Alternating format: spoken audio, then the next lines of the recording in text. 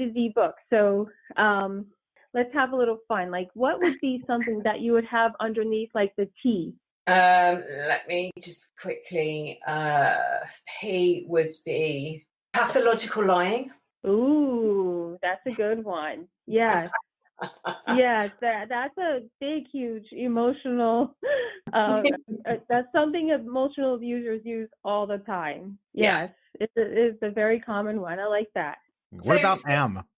Sorry, M? M. Yeah, let's go for M. What have we got for M? It's got to be, manipulation.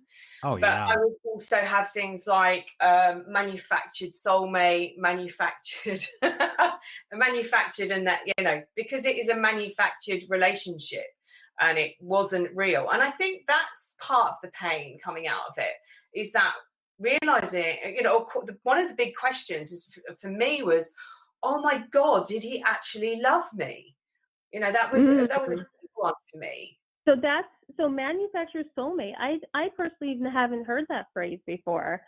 So I'm very intrigued. Can you explain what that is a little bit? Yeah, so in part of the love bombing stage or the idealization stage, the first stage of the relationship, they listen to absolutely everything. So they know, as much as they can know about your hopes and your dreams and your desires. And they manufacture a character. And then, some of the things they'll say is, but we're soulmates, we're supposed to be together. Because they'll come up with, scenarios or things they've done. I remember, and this is one of my guts things that I know, when I was training as a spiritual life coach, I was one of the sessions we were discussing various different things, and one of the things came up was that writing a letter to the universe to meet a soulmate. And so I went home, and I thought about all the things that I'd like in a soulmate. And really early on in the relationship, and I know I didn't want to do it, I ended up sharing this letter, and I was told that he'd done exactly the same thing. He'd written this letter out to the universe, and he, and I turned up within weeks of him doing it. So whether that was true or not, I really don't know. But I shared what I wanted and what I was looking for in a person.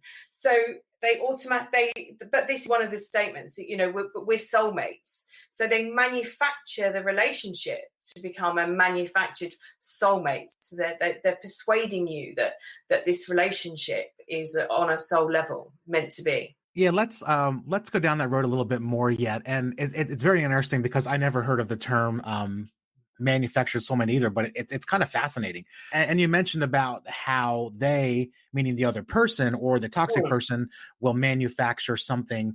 And I also wondered too, how much of this plays into us portraying what we want to see in someone, even if it's not there. Like, do you know where I'm going with this at all?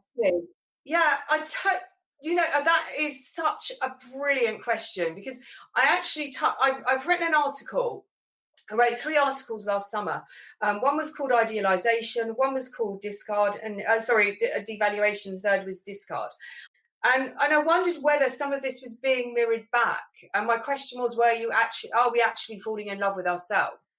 Because you're saying what you're looking for, and also they're taking all the qualities they like about you, and they're pretending they're their own. That they've got no creativity. They steal other people's ideas. They steal people's identities. I do wonder whether we fall in love with an element of ourselves, and but we can't see it.